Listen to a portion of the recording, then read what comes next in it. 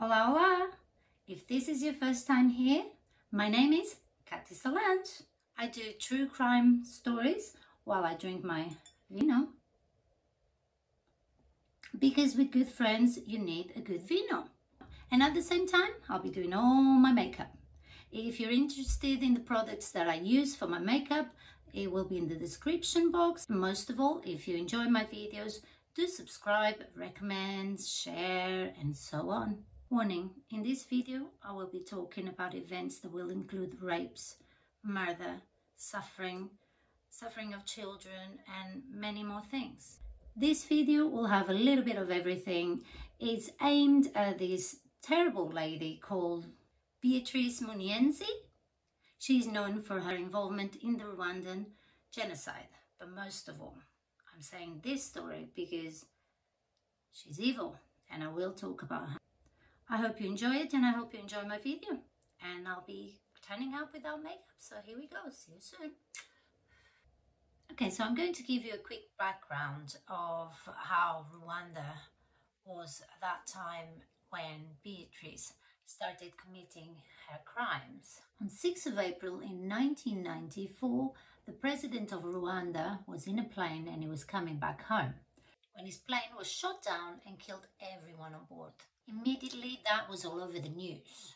And this is what started the fastest genocide in the whole world, i.e., killing the Tutsis. As soon as the plane exploded, the army started blaming the Tutsis straight away. What they did was they set up roadblocks around the city to stop everybody and to see basically who was a Tutsi and who was not. They started distributing a list of names of people that needed to be captured or killed. Also, there was a Hutus extremist radio station that started saying to everyone to quote, "Kienda gukora," go to work, get to work. So basically they were telling everyone to get revenge on their leader that was killed, and anyone that would take revenge and help them go to work, what they would do is, for example, if there was a Tutsi that had land, a house and some cattle, which most of them did, if they kill them, they could then keep their land and whatever they had, they could keep it all. The issue is, because this was so quick and people weren't prepared for war, they didn't have enough weapons or guns. Even the army didn't have enough weapons to give to all these people to go to work, unless they already owned one. So normal people that went out to kill other people, they would use things like a machete, or if they didn't have that, they would just use general gardening tools to get rid of the Tutsis. Very sad. There was an option if you had money. If you were a Tutsi with money, what you could do is you could buy your own death. So what I mean is, if you had money, you could ask to be shot by a bullet, so it's quick. If not, it would be with whatever things they had in their hands.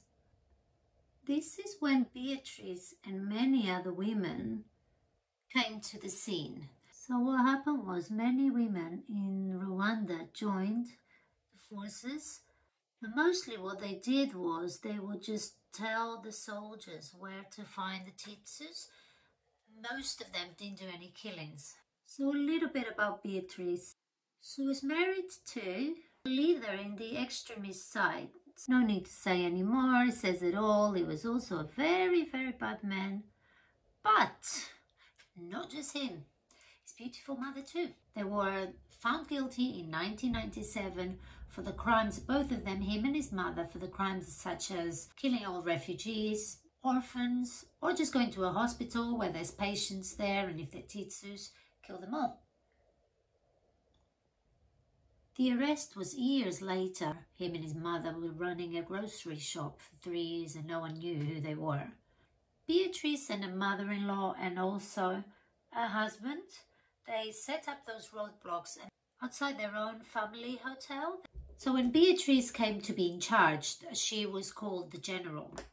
Now, to prove to her peeps, to her soldiers, how she was, that she was ready for it and she deserved the post of being a general, of being a general, what she did to prove to them was this. This is a first killing.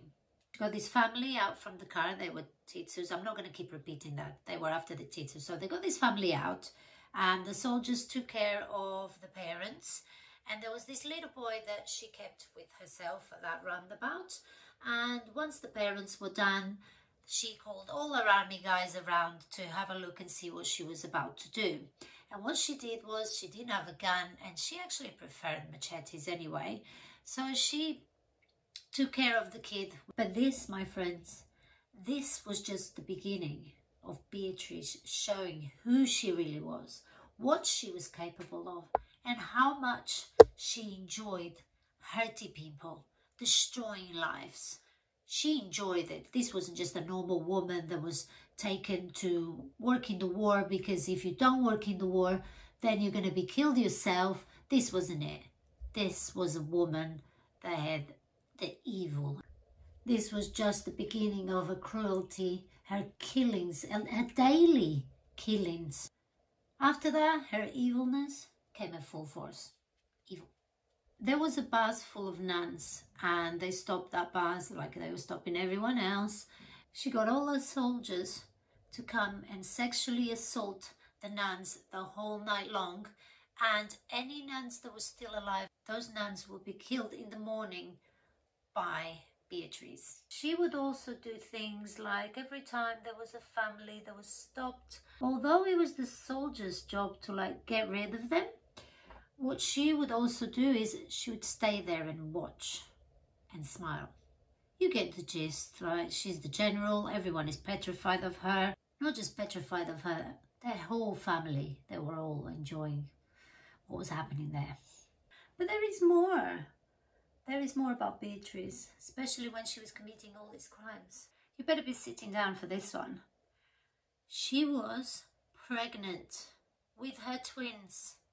Yes, she was killing children while nurturing and growing children inside her. After 100 days, finally, the scale and the brutality of the massacres that were happening finally caught the attention of many countries like America and others, and it got it to stop. It was then that people like Beatrice and her family started running away, and Beatrice in 1999 got her 3 daughters and flew to America, requesting political assignment based on her testimony that she was saying that she was being prosecuted back in her home country. The US believed the testimony, and they let her in to the US, and they granted her stay. So she was there living just alone with her daughters. Neighbors say she was very nice, and one thing though, she never really talked about the war back at home, and they thought, okay, it doesn't matter. She must be so traumatized. Let's not ask any questions. Like other people that did get asylum couldn't stop talking about it and how horrible it was. She just did not talk about it. So her daughters were going to school, and get this. She started attending the university to become humanitarian attorney. Of all jobs, really? It was only when years later her sister also tried to get asylum in America. When she was interviewed to see if they would let her in or not, she actually told the whole truth about her whole family's involvement. One moment. Her whole family's involvement in the war.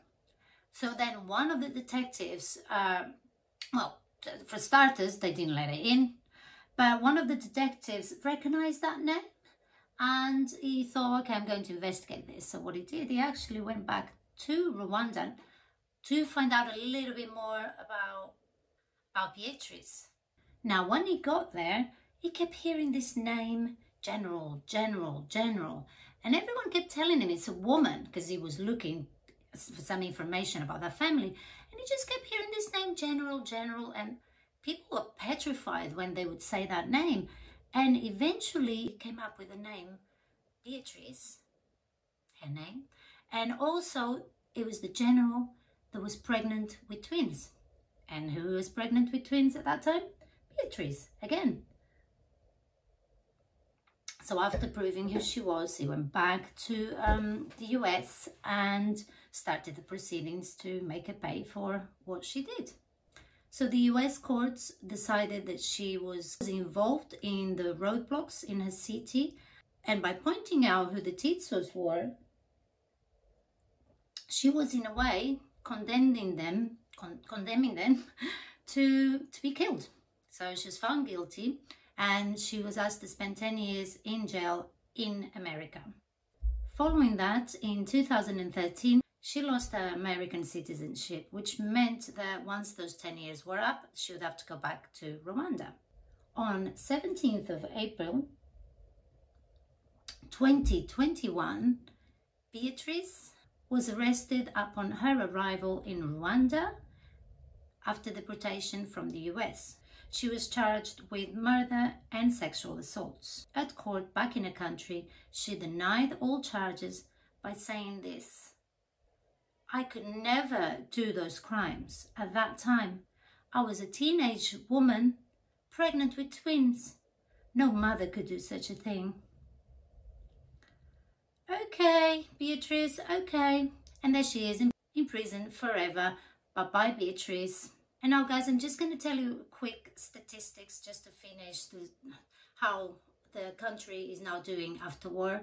So just to let you know, in those just 100 days, more than 1 million victims were massacred. Now they're left with women with AIDS, women that can't marry again because of what happened.